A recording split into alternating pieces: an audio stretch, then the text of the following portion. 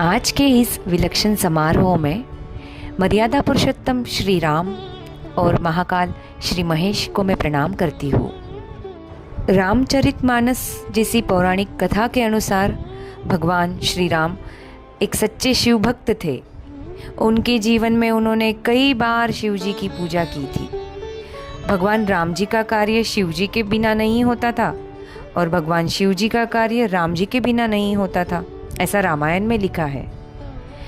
इसलिए रामायण में पार्वती जी शिव जी को पूछती है कुछ इस तरह, हाथ जोड़ कर गिरजा पूछे विश्वनाथ कैलाशी हो, किसका धरते ध्यान आप यह बतला दो अविनाशी हो।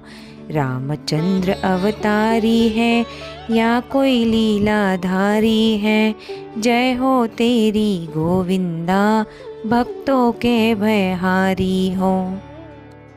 अब कहिए, शिवजी राम जी के भक्त हैं या राम जी शिव जी के?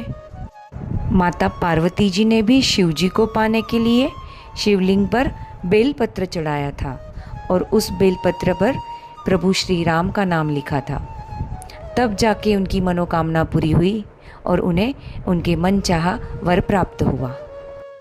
परंतु सवाल फिर से यही आता है, शिवजी राम जी के भक्त थे या राम जी शिव जी के भक्त थे?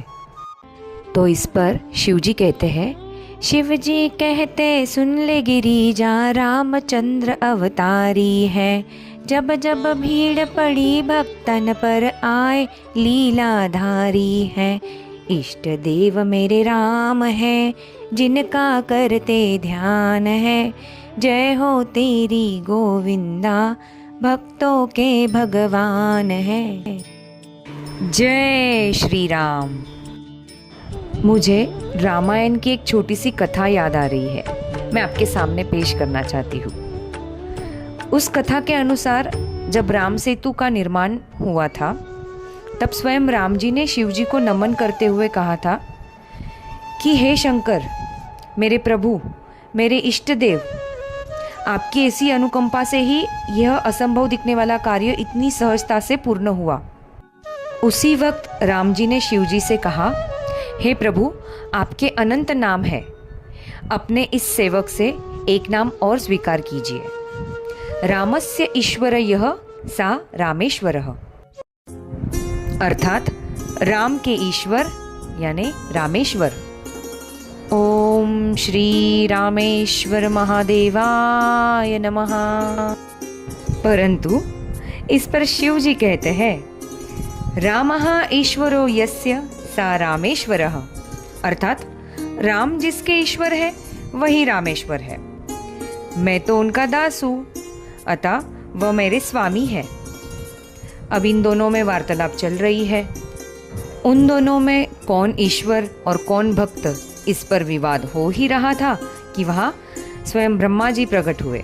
उन्होंने कहा, अरे रुको रुको, मैं इस व्याख्या को बताता हूँ। वह बोले, जो राम है वही ईश्वर है और वही ईश्वर शिव है और वही रामेश्वर है। मतलब राम और शिव, इनमें कोई भेद नहीं है। तो मुझे लगता है आप सभी को समझ आ गया कौन भक्त और कौन भगवान।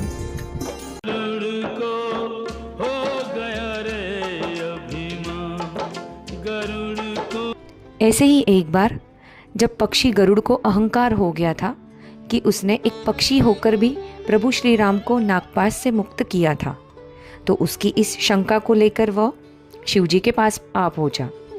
शिवजी ने कहा, मिलहि न रघुपति बिन अनुरागा, किए जोग तप ज्ञान बिरागा। ऐसा कहकर शिवजी ने गरुड़ को ऐसे स्थान पर भेजा जहां नित्य निरंतर राम का सत्संग होता है। वैसे तो वो स्वयं भी गरुड़ का समाधान या कल्याण कर सकते थे, परंतु गरुड़ का अहंकार तोड़ने के लिए उन्होंने पक्षियों के राजा गरुड़ को कौवे जैसे निखित पक्षी के पास भेजा। जब पक्षीराज कौवे के सामने नतमस्तक होंगे, तब जाके ही उनका अहंकार नष्ट होगा।